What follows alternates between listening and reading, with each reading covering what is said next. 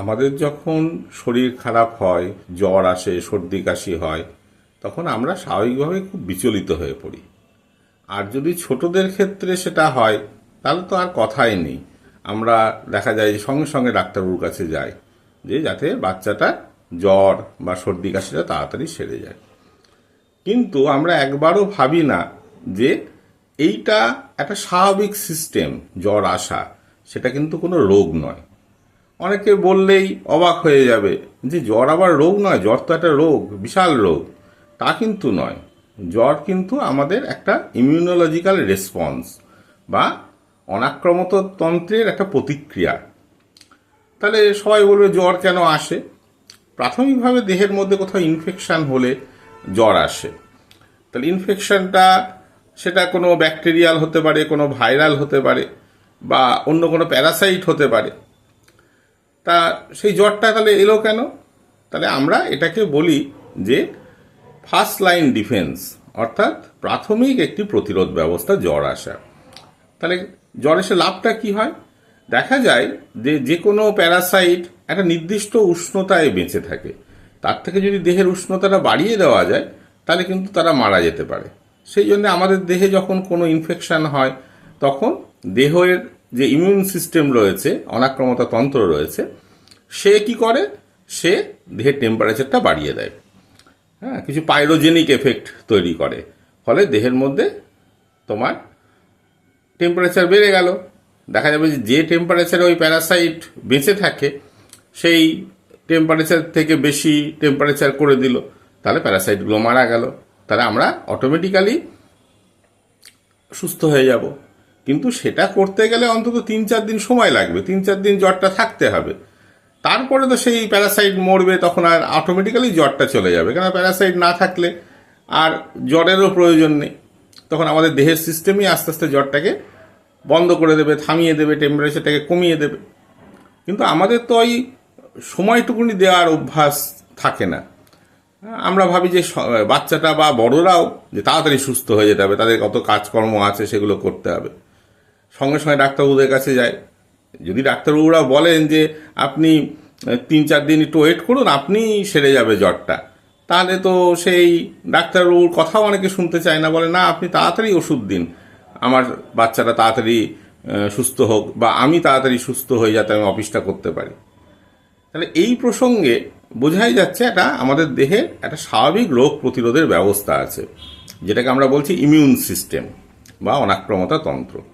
তা সেই জিনিসটা কি? সেটা কি আমাদের মতন দেহের মধ্যে যেমন পৌষ্টিকতন্ত্র, শ্বাসতন্ত্র আছে, সেরকম কোনো তন্ত্র বিভিন্ন অঙ্গের সমষ্টি হিসাবে তৈরি হয়েছে? তা কিন্তু না। এই ইমিউন সিস্টেমটা কিছু কোষ এবং কিছু কলা মিলে তৈরি করে।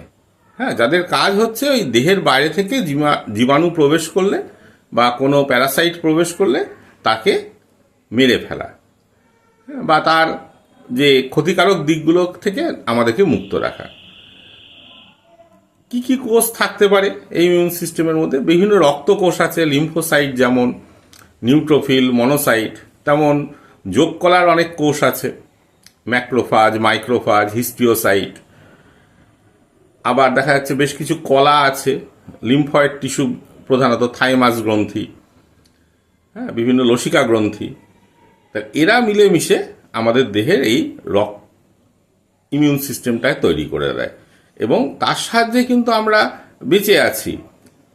এটা ভাবতে হবে যে আমাদের দেহের মধ্যে সবসময় জীবাণু ঢুকছে। সবাই ভাববে তাই আবার হয় নাকি? কিন্তু তাই, আমাদের নাক খোলা, কান খোলা, চোখ খোলা, মুখ খোলা, সবই তো খোলা। তা তার মধ্যে তো জীবাণু আসবে। আমরা যখন খাদ্য গ্রহণ করছি, তার মধ্যে কি কোনো ব্যাকটেরিয়া নেই? আছে, কিন্তু সে আমাদের দেহের মধ্যে ঢোকার পর বাঁচবে না, আমার ইমিউন সিস্টেম তাকে মেরে ফেলবে। হ্যাঁ, বা আমাদের চোখের সাথে বায়ুর সংস্পর্শ হচ্ছে, চোখের মধ্যে দিয়ে জীবাণু ঢুকতে পারে। আমরা শ্বাস নিচ্ছি, তাহলে ফুসফুসের মধ্যে সবসময় বায়ু যাচ্ছে, বায়ুর মধ্যে কত জীবাণু আছে, সেগুলো তো আমাদের ক্ষতি করার কথা, কিন্তু তো হচ্ছে না। বা এরকম আমরা দেখি যে আমাদের আশেপাশের সব বাড়িতে চিকেন পক্স হচ্ছে, জল বসন্ত, কিন্তু দেখা যাচ্ছে যে আমার হচ্ছে না। তাহলে আমার কেন হলো না? তার কারণ আমার ইমিউনিটি আছে। অর্থাৎ আমার দেহে যখন জীবাণুটা আসছে, আমার দেহের ইমিউনিটি তাকে মেরে ফেলছে, সেটা আমার হচ্ছে না। আবার দেখা যাচ্ছে যার হলো, তার দেখা যাচ্ছে যে দেহের মধ্যে হয়তো প্রোটিনের ঘাটতি আছে, বা সে কিছুদিন আগে অন্য কোনো রোগ থেকে সুস্থ হয়েছে, ফলে তার ইমিউনিটি অনেক কম, সেই কারণে এটা হচ্ছে না। তাহলে এই ইমিউনিটি তাহলে কিভাবে আমাদের দেহে কাজ করছে তার দু একটা উদাহরণ বলি। সব উদাহরণ তো এই অল্প একটু ভিডিওতে বলা যাবে না। যখন খাদ্যের কথাটাই বললাম, খাদ্যের মাধ্যমে জীবাণু আসে, তাহলে সেই জীবাণুকে মারার প্রথম ব্যবস্থা কি? সেটা হচ্ছে আমাদের লালারস। লালারসের মধ্যে লাইসোজাইম বলে একটা উৎসেচক থাকে, সেই জীবাণুকে, ব্যাকটেরিয়াকে মারতে পারে। তাহলে আমরা যদি খাদ্যটা বেশ ভালো করে চিবিয়ে লালারস মিশিয়ে গ্রহণ করি বা গিলে ফেলি, তাহলে সেই লালারসের তোমার লাইসোজাইমই জীবাণুটাকে মেরে দেবে। তারপরে আছে পাকস্থলীর হাইড্রোক্লোরিক অ্যাসিড, একটা তীব্র অ্যাসিড যার পিএইচ 2.5 মতন থাকে, তাহলে তার মধ্যে কোনো জীবাণু বাঁচবে না। তাহলে সেইভাবে আমরা সে খাদ্যের জীবাণুকে মেরে ফেললাম। বা চোখের মধ্যে যে জল থাকে, চোখ তো সবসময় কিছু না কিছু অশ্রু তৈরি করে, তার মধ্যেও লাইসোজাইম পাওয়া যায় অল্প স্বল্প, সেই জীবাণুকে মারে। চোখের জলের লবণ সেই জীবাণুকে মারে। তো এরকম দেখা যায় কিছু প্রাথমিক ব্যবস্থার কথা বললাম যারা আমাদের দেহে ইমিউনিটি আনে। এছাড়াও কিন্তু অনেক ব্যবস্থা আছে, অ্যান্টিবডি তৈরি হয়, অ্যান্টিবডি কিভাবে তৈরি হয়, এগুলো আমরা আরেকটা অন্য ভিডিওতে বলবো।